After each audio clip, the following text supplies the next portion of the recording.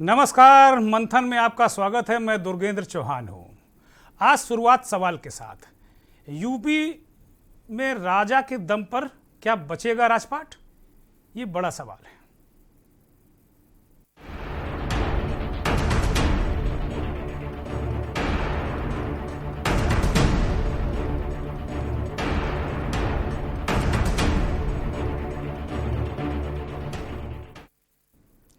उत्तर प्रदेश की सत्ता में काबिज भारतीय जनता पार्टी राजाओं और सम्राटों के दम पर राजपाट में वापस आने की तैयारी में है। पश्चिमी यूपी की 100 से अधिक विधानसभा सीटों पर सीधा जाट और गुर्जरों का प्रभाव है और यही दोनों मार्शल कौमें इन सीटों पर जीत की इबारत लिखती हैं। किसानों के आंदोलन से हुए वोटों के नुकसान की भरपाई के लिए भारतीय जनता पार्टी ने पिछले दिनों अलीगढ़ में जाट राजा महेंद्र प्रताप के नाम पर स्टेट यूनिवर्सिटी की आधारशिला प्रधानमंत्री के हाथों रखवाई। तो अब गुर्जरों को खुश करने के लिए बुलंदशहर में सम्राट मिहिर भोज की प्रतिमा लगवाकर चुनावी दांव चल दिया है।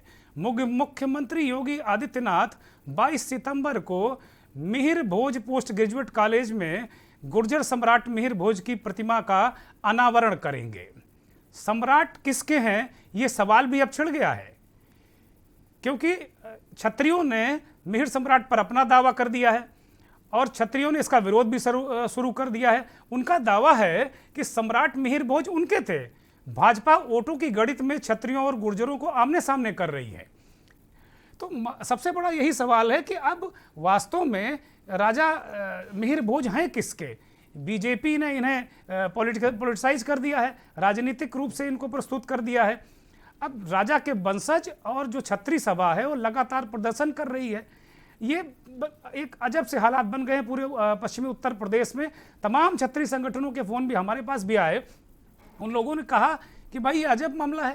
क्षत्रिय संगठन कभी ये नहीं कहते कि भाई ये अमुक राजा उनका है।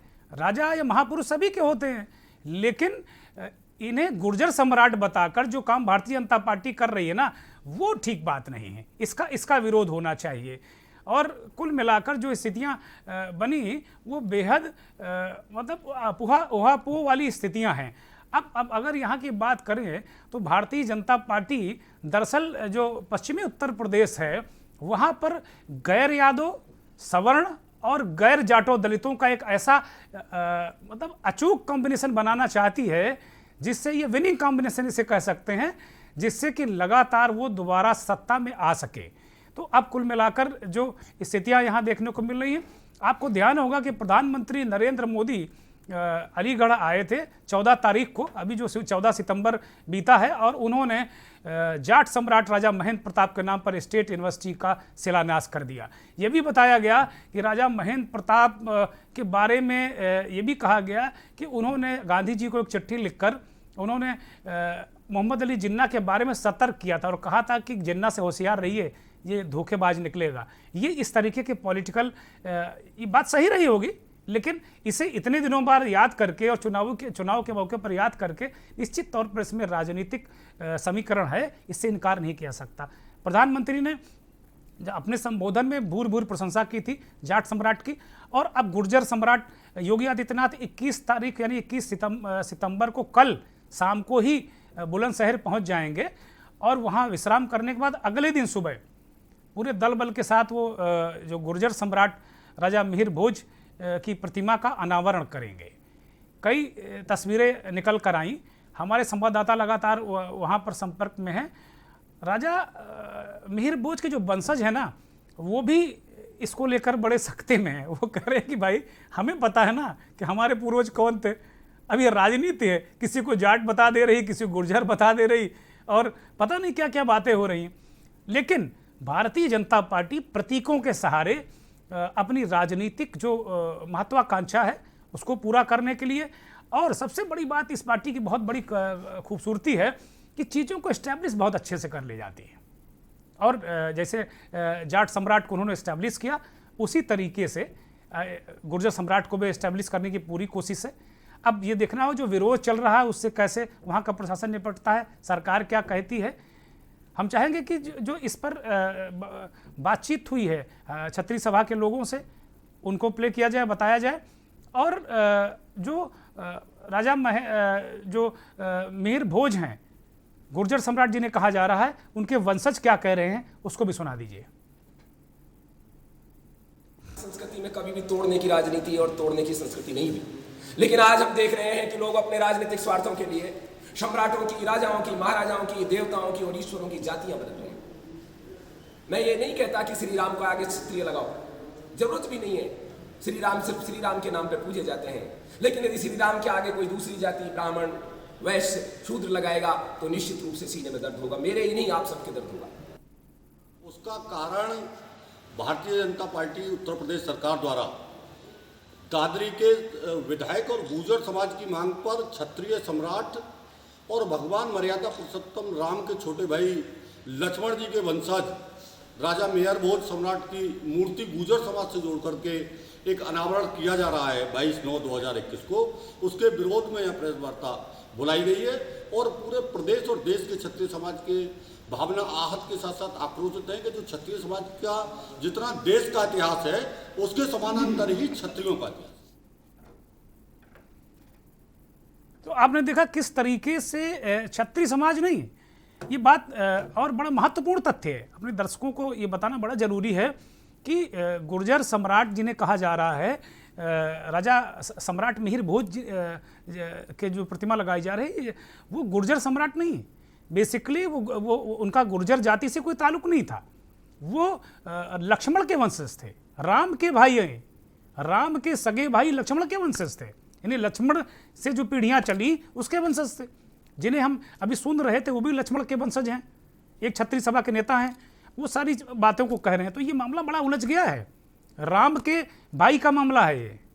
राम नाम लेकर भारतीय जनता पार्टी और अन्य दल जिस तरीके से सत्ता में पहुंचे हैं और अन्य दल भी अब अयोध्या की परिक्रमा कर रहे हैं, ये मसला थोड़ा सा टेढ़ा होता जा रहा है।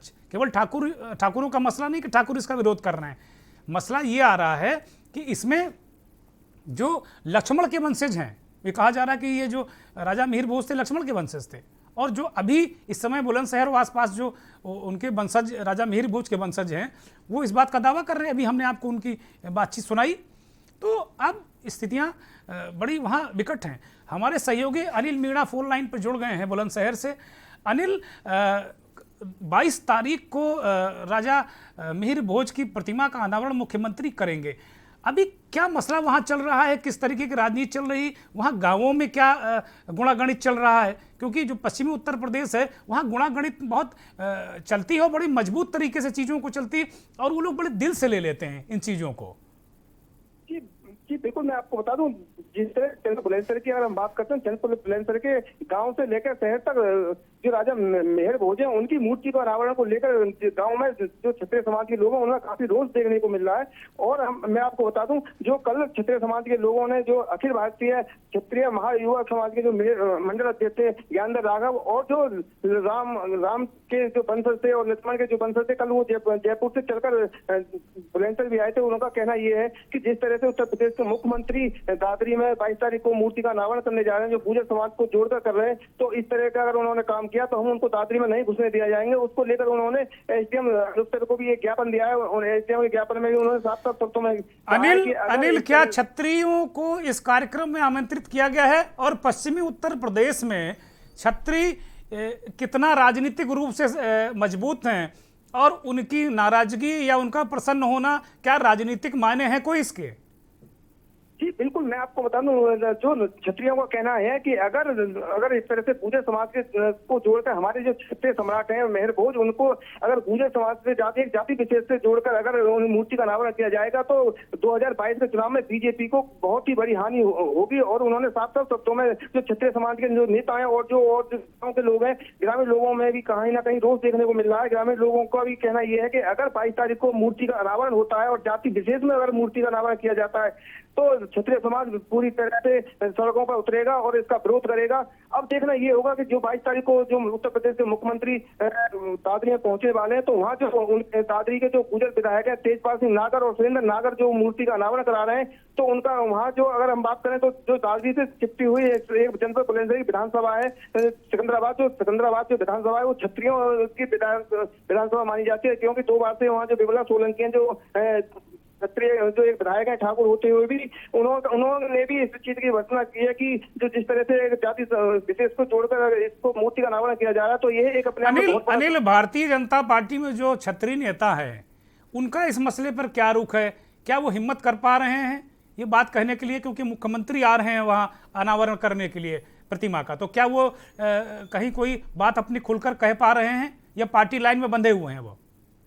जी बिल्कुल, मैं आपको बता दूं सूत्रों के हवाले से जहां जो जानकारी मिली है सूत्रों के हवाले से कहना यह है कि जो विमला सोलंकी है कहीं ना कहीं अंदर खाने तो बात लोगों से अपने क्षत्रिय समाज के लोग हैं उनसे बात कह रही है, लेकिन अगर सामने आके उनकी हिम्मत नहीं पड़ी है, क्योंकि वो उत्तर प्रदेश के मुख्यमंत्री उन्हीं और सत्ताधारी पार्टी में वो विधायक भी हैं और उनकी जो सत्ताधारी विधायक है उनके ही मुख्यमंत्री उत्तर प्रदेश के जो दादरी में एक मूर्ति का अनावरण करने आ रहे हैं, तो ये एक अपने आप में उनके लिए भी एक चिंता का विषय है कि ना ही तो वो खुल के आ पा रही है अपने समाज के साथ और ना ही पार्टी का विरोध कर पा रही है। लेकिन जो जनपद बुलंदशहर के और जो आसपास के क्षेत्रों के क्षत्रिय समाज के लोग हैं उन्होंने साफ शब्दों में कह दिया कि अगर 22 तारीख को गुर्जर समाज से जोड़कर अगर मुख्यमंत्री ने अनावरण किया मूर्ति का, तो पूरी तरह से क्षत्रिय समाज सड़कों पर उतरेगा। अनिल, तो लगता है कि जिस तरीके से क्षत्रिय समाज के तेवर हैं और क्षत्रिय समाज बुलंदशहर, मुजफ्फरनगर, मेरठ से लेके बागपत और इधर मथुरा तक काफ़ी प्रभावशाली है, इसमें कहीं कोई उसको हल्के में लेना ठीक नहीं।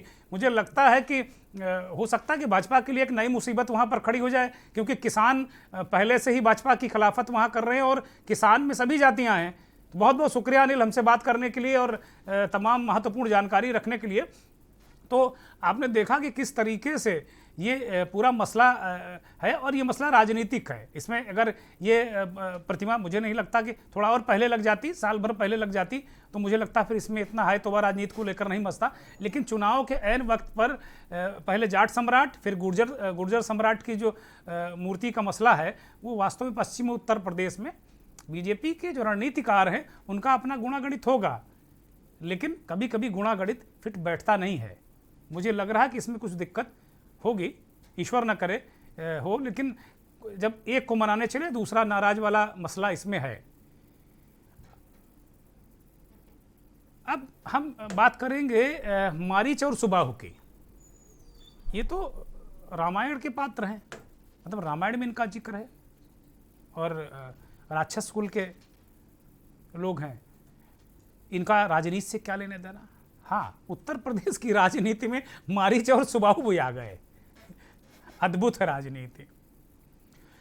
सूबे के मुख्यमंत्री योगी आदित्यनाथ आज गाजीपुर और जौनपुर के चुनावी दौरे पर थे। अब हम चुनावी दौरा इसको कहेंगे क्योंकि अब योजनाएं जरूर विकास योजनाएं हो रही, जनता की योजनाएं हैं, ये कहा जा सकता है, मुख्यमंत्री हैं, सरकारी कार्यक्रम हो सकते हैं, ये सब सारी बातें हो सकती, लेकिन मकसद अब सिर्फ और सिर्फ चुनावी है। और करोड़ों की योजनाएं दोनों जिलों के लिए। पूर्वांचल बड़ा महत्वपूर्ण है। योगी जी पूर्वांचल को बहुत अच्छे से समझते हैं, तो उन्होंने पूर्वांचल पर पूरी ताकत लगा के रखी है। और एक बात और है, अगर पूर्वांचल से सीटें घटी तो ये सीधे माना जाएगा कि योगी जी को सीधे इसका डेंट लगेगा। इसलिए योगी जी कोई कसर छोड़ नहीं रहे। पूर्वांचल में उन्होंने लगातार ताबड़तोड़ दौरे किए। मुझे लगता है हर अल्टरनेट डेज में पूर्वांचल जा रहे हैं। बड़ी बड़ी योजना, करोड़ों की योजना का शिलान्यास, लोकार्पण, ये सब सारी चीज़ें चल रही। अब यहाँ 2 जगह, पहले जौनपुर उसके बाद गाजीपुर, योगी जी दोनों जगह क्या बोले। जौनपुर में उन्होंने मारीच सुबाहु किसे कहा। एक बात और उन्होंने बड़ी महत्वपूर्ण कही कि हाथी का पेट बहुत बड़ा है, सारा राशन हाथी खा जाता है। इसके राजनीतिक मायने हैं। योगी जी क्या बोले पहले वो सुनिए, उसके बाद इसके राजनीतिक मायने आपको समझाएंगे। आज शक्ति मां भगवती दुर्गा की पूजा का कार्यक्रम, दुर्गा पूजा के कार्यक्रम होंगे। आज ये स्थानों पर जगह व्यवस्था देकर के प्रशासन पूजा समितियों को परमिशन दे देगी। रामलीलाओं का आयोजन का मंचन होना है, सरकार ने कहा परमिशन देकर के हम आयोजन को वहां पर सुनिश्चित करवाएंगे।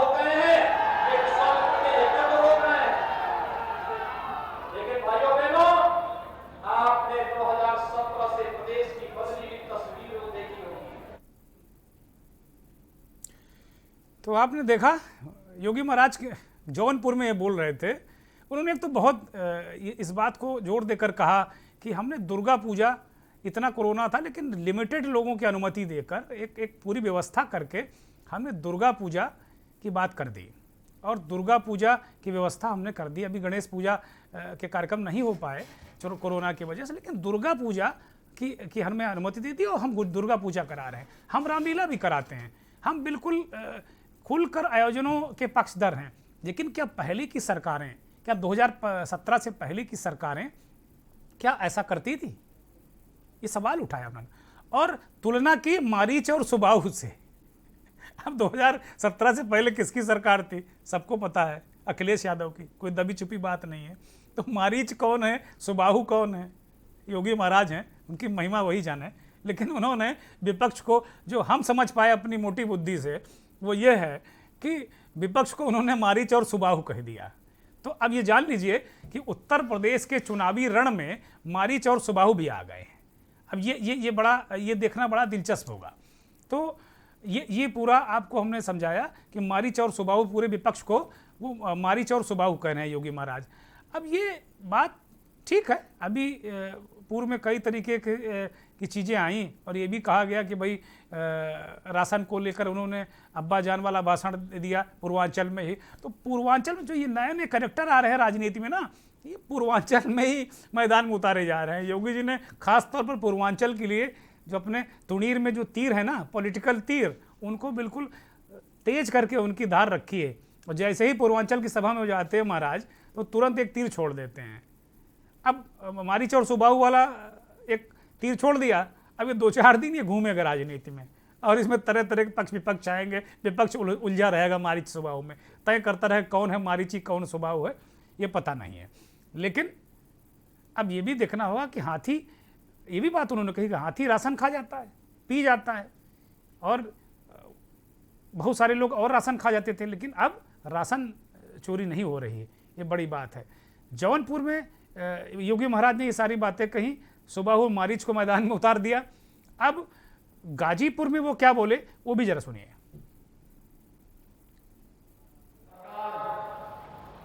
परिवारवाद और वंशवाद को समर्पित हो जाती है।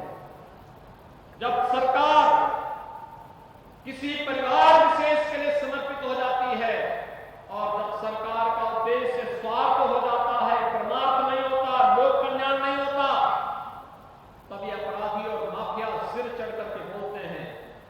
किसी गरीब की संपत्ति पर, किसी व्यापारी की संपत्ति पर, किसी गरीब के मकान पर कब्जा करके उनके गुर्गे कानून की ध्वजा उड़ाते हैं। क्या भारतीय जनता पार्टी की सरकार के समय कोई माफिया, कोई अपराधी इस प्रकार का जुर्रत कर पाएगा? और अगर करेगा तो फिर उसकी छाती पे बुलडोजर भी चलेगा। तो योगी महाराज ने कहा कि भाई परिवारवाद की सरकार नहीं है।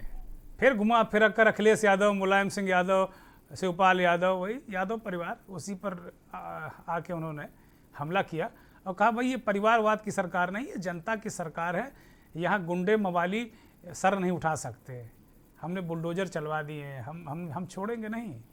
तो ये पूरा मसला योगी जी ने समझाया। 2 चुनावी सभाएं, हम इनको बार बार चुनावी सभाएं कह रहे हैं, 2 ताबड़तोड़ चुनावी सभाएं की और ताबड़तोड़ अंदाज में उन्होंने विपक्ष के बिल्कुल नट बोल्ट ढीले कर दिए। बिल्कुल यूपी के अंदाज में हम आपको बता रहे हैं, नट बोल्ट ढीले करना। अब अखिलेश यादव भी कैसे चुप रहते हैं? ब्रेक के बाद ये बताएंगे कि अगर अखिलेश यादव ने क्या हमला किया। लेकिन बड़ा दिलचस्प है, जो अगली बात हम करेंगे ना, वो गाय गंगा गड्ढा और ठगैया की करेंगे।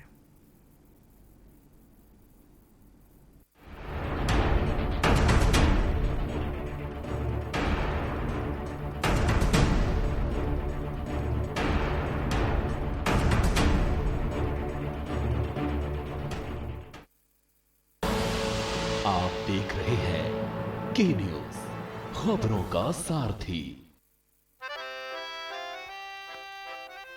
डैडी को पसंद क्लासिकल गाना और बेटा यमला पगला दीवाना। दोनों के अलग है रंग, पर दोनों का एक अनोखा स्वाद, कमला पसंद। अनोखा स्वाद। करें अपने जीवन को कृतार्थ, सुने श्रीमद् भागवत कथा रोज प्रातः 6 बजे मेरे साथ सिर्फ के न्यूज इंडिया पर।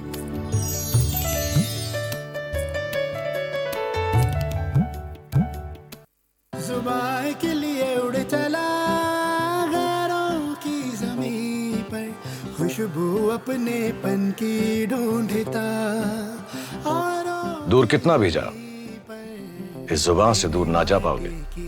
विमल, बोलो जुबान केसरी। आप देख रहे हैं के न्यूज, खबरों का साथ।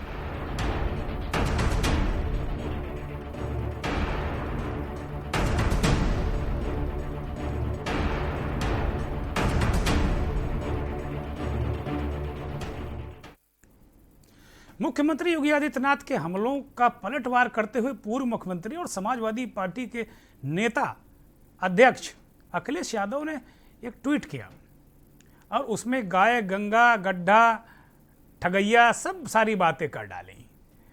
अखिलेश ने कहा कि भाई ये चारा खा गए, गायों का चारा खा गए। सीधा हमला था भारतीय जनता पार्टी और योगी आदित्यनाथ पर, सरकार के मुखिया, इसलिए जाहिर सी बात है कि पूर्व मुख्यमंत्री ने सीधे उन पर निशाना साधा। उनका गड्ढे भरे नहीं गए हैं। और हालत ये है कि अखिलेश बाबू का ये ट्वीट है, आपको जो दूसरी विंडो में दिख रहा है, दूसरी खिड़की में दिख रहा है, उन्होंने ट्वीट किया है, कोई बयान नहीं दिया, ट्वीट के माध्यम से गाय, गंगा, गड्ढा और ठगैया। उन्होंने कहा गाय, गंगा, गड्ढा भरने के नाम पर खूब ठगी हुई है। और उन्होंने सीधा निशाना साधा और एक तरीके से जो बीजेपी का गौ प्रेम है ना, उसकी मजम्मत की है उन्होंने। प्रेम होगा, इसमें कहीं कोई संदेह नहीं, इसमें हम सवाल नहीं उठा रहे, लेकिन जिस तरीके से घात प्रतिघात देखने को मिल रहा जैसे से चुनाव आ रहा है, वो बड़ा दिलचस्प है। तो ये वास्तव में अखिलेश यादव बीच बीच में क्या मतलब अक्सर जैसे ही योगी जी इधर उनकी सरकार को कटघरे में खड़ा करेंगे, वैसे ही अखिलेश यादव तत्काल मौजूदा सरकार पर हमला करने से चूकेंगे नहीं। भाई चूकना भी नहीं चाहिए, राजनीति है, राजनीति तो करनी है। अखिलेश यादव कोई घर में माला जपने के लिए तो बैठे नहीं हैं, इस समय उत्साह और उमंग में है, ताबड़तोड़ पार्टी में नेता वापस आ रहे हैं, ताकत तो बढ़ी, इसमें कहीं कोई संदेह नहीं। चलिए अब बात करते हैं एक ऐसे मुख्यमंत्री की जो अपने साथ बिस्तर लेकर चलता है। आपको लग रहा होगा कि भाई ये कौन सा मुख्यमंत्री जो बिस्तर लेकर चलता है, अभी तक तो किसी ने हमको बताया नहीं। हाँ, हम आज आपको बता रहे हैं। और ये मुख्यमंत्री के रूप में आज ही शपथ लिया है इस मुख्यमंत्री ने, और वो है पंजाब के नए मुख्यमंत्री चरणजीत सिंह चन्नी। चन्नी बहुत ही अति साधारण परिवार से आते हैं।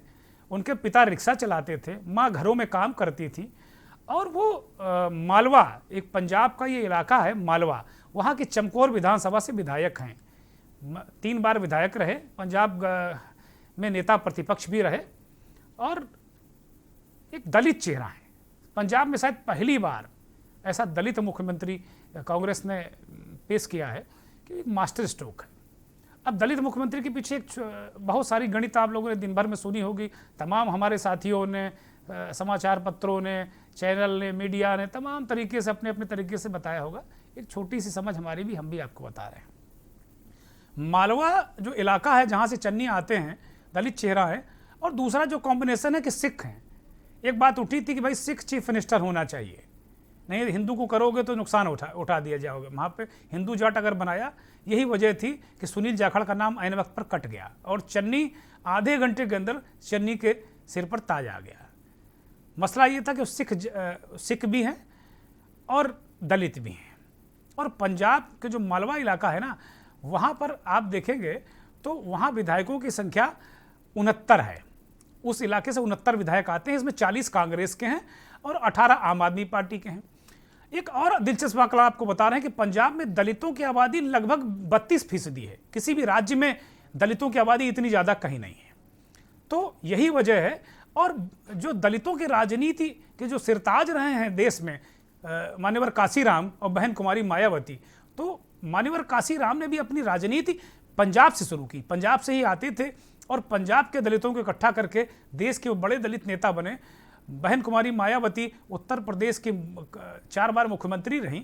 अपने आप में ये बहुत अद्भुत है। तो जाहिर सी बात है कि पंजाब के लिए बहुत दिनों बाद चन्नी का नाम डिप्टी सीएम तक तो लोग ले रहे थे, लेकिन सीएम के रूप में देश का कोई मीडिया अनुमान नहीं लगा रहा था।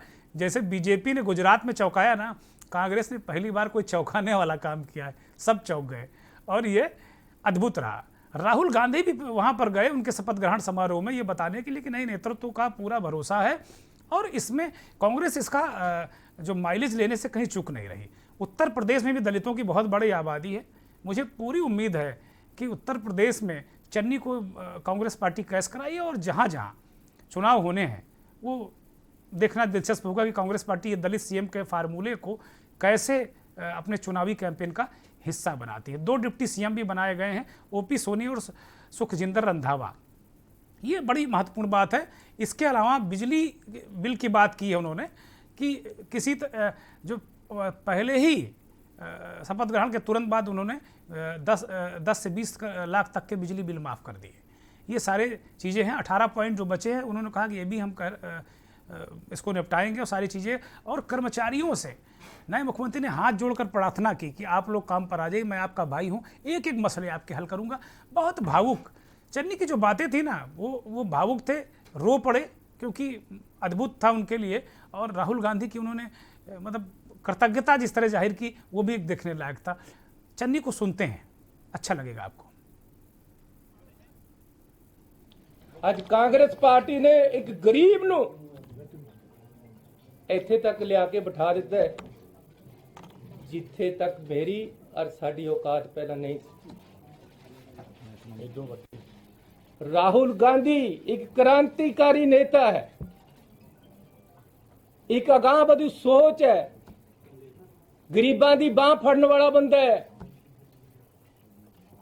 मैं उपकार इन्हां दा मोड़ नहीं सकदा। साडे ਉਹ लोग ਜਿਹੜੇ ਗਰੀਬੀ ਚੋਂ ਉੱਠ ਰਹੇ ਹੈ, ਜਿਹੜੇ ਗਰੀਬੀ ਚੋਂ ਉੱਠ ਚੁੱਕੇ ਹੈ, ਜਿਹੜੇ ਅੰਬੇਦਕਰ ਦੀ ਸੋਚ ਦੇ ਨਾਲ ਅੱਗੇ ਵਧ ਰਹੇ ਹੈ, ਉਹਨਾਂ ਦੀ ਬਾਂਹ ਰਾਹੁਲ गांधी ने फड़ी है। तो उन्होंने कहा, अधिकारियों को भी चेतावनी दी।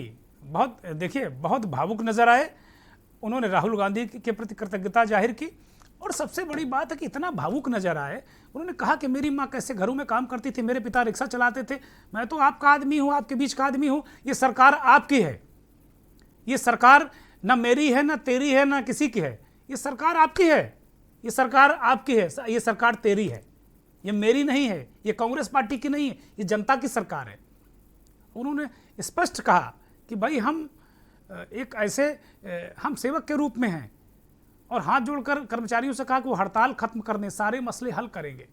बिजली शपथ लेते ही बिल माफ़ कर दिए, जो जिनके मीटर कटे हुए थे किसानों के वो लग गए, जोड़ दिए जाए शाम तक, ये आदेश दे दिया। एक बात और बड़ी महत्वपूर्ण कही चरणजीत चन्नी ने कि गरीब बाहर धूप में खड़ा रहे और आईएएस अफसर सचिवालय के कमरे में अपने बैठकर चाय ना पीता रहे।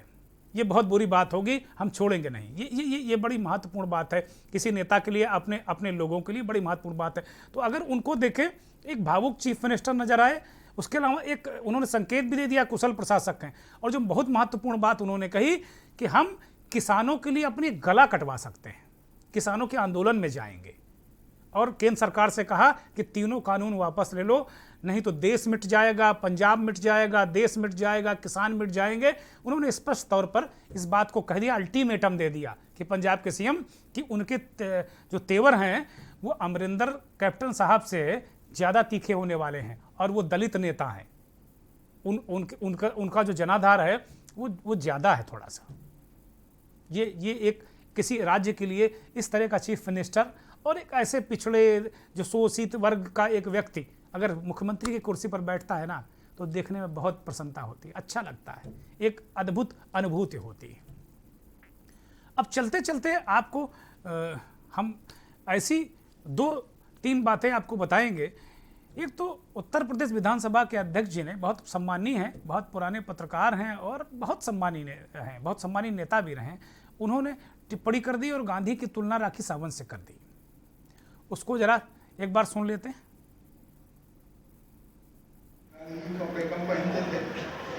धोती ओढ़ रहे थे और गांधी जी को बापू कहा देश में। अब अगर कपड़े उतारने से कोई बड़ा बन जाता है तो राखी सावंत महात्मा गांधी जी भी बन जाता है।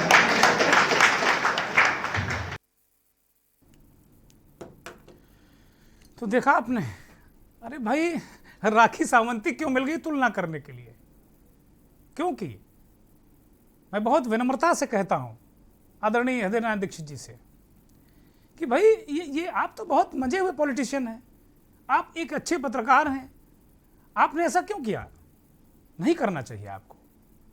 क्योंकि मैं आप विधानसभा के अध्यक्ष हैं, बहुत सम्मानित हैं, बहुत सम्मानित नेता हैं, इसलिए मैं किसी कठोर शब्द का प्रयोग नहीं करूंगा। लेकिन क्या राखी सावंत इस देश की बेटी नहीं है? कम कपड़े पहनना मजबूरी हो सकती है, क्योंकि जिस तरीके से फिल्म इंडस्ट्री में संकट है, वहां की जो स्थितियां हैं सभी ने देखी, एक के बाद एक नौजवान एक्टर आत्महत्या कर रहे हैं, वहां का प्रेशर, वहां का दबाव, काम ना मिलना और तरह तरह की चीजें। गांधी की तुलना, एक तो गांधी की तुलना आपको नहीं करनी चाहिए, और आप जिस तरीके से कर रहे हैं अच्छी बात नहीं है। ये मैं कोई नसीहत नहीं दे रहा हूं, मेरा कोई अधिकार भी नहीं, क्योंकि आप तो ऐसी संवैधानिक पीठ पर आप बैठते हैं, आप ऐसी संवैधानिक पीठ पर बैठते हैं कि आप दूसरों को नसीहत देते हैं। आपको प्रभु में हम क्या नसीहत दें? लेकिन राखी सावंत भी इस देश की बेटी है। इससे पहले राघव चड्ढा साहब ने भी इस तरह की एक बात कही थी, वो भी जरा सुनिए। Sidhu, who is considered to be the Rakhi Sawant of Punjab politics, has been very recently reprimanded and scolded by the Congress High Command. Rakhi Sawant ने कहा भी, आज जब उनसे पूछा गया कि भाई आपके बारे में दो लोगों ने इस तरह, पूर्व पहले राघव चड्ढा ने, अब उत्तर प्रदेश विधानसभा के अध्यक्ष जी ने ऐसा कहा, तो राखी सावंत ने बड़ा मासूमियत के साथ ही कहा कि भाई जब हम उनकी राजनीति में दखल नहीं देते हैं तो हमारे इंडस्ट्री में वो क्यों दखल दे रहे हैं, क्यों ऐसी बातें करते हैं। और जाते जाते उनका जो गुस्सा भी है ना, आपा भी खो गई, और उन्होंने कहा कि भाई हम क्या कह सकते हैं, एक टोकरी है, उसमें तरह तरह के आम होते हैं, कुछ सड़े भी आम होते हैं, अब आप समझ लीजिए। ठीक है, एक बहुत दुखद खबर आ जाई।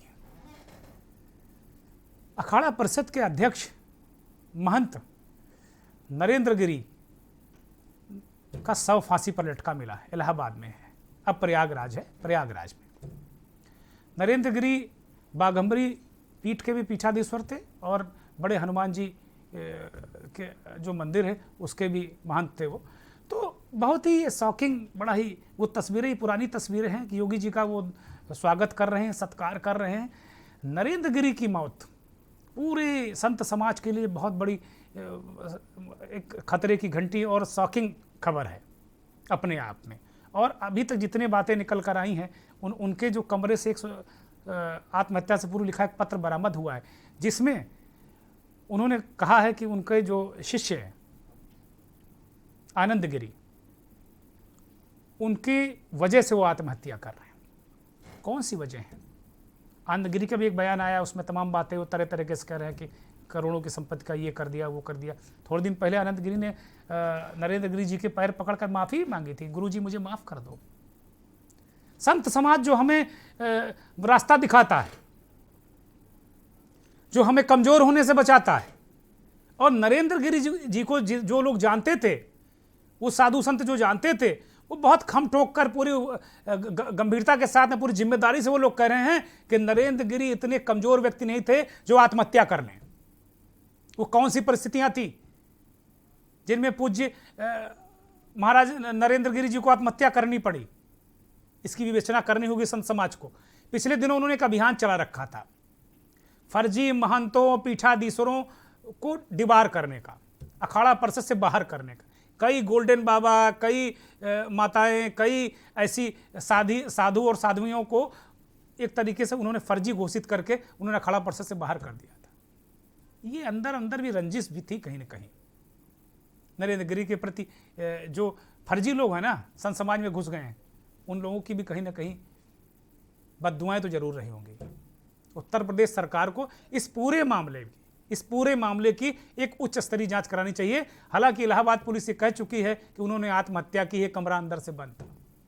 फिर भी ये बहुत दुखद है, संत समाज के लिए अपूर्णीय क्षति है। नरेंद्र गिरि जी महाराज अयोध्या आंदोलन के अग्रणी संत थे। प्रभु उन्हें अपने चरणों में स्थान दे। बहुत बहुत धन्यवाद। नमस्कार।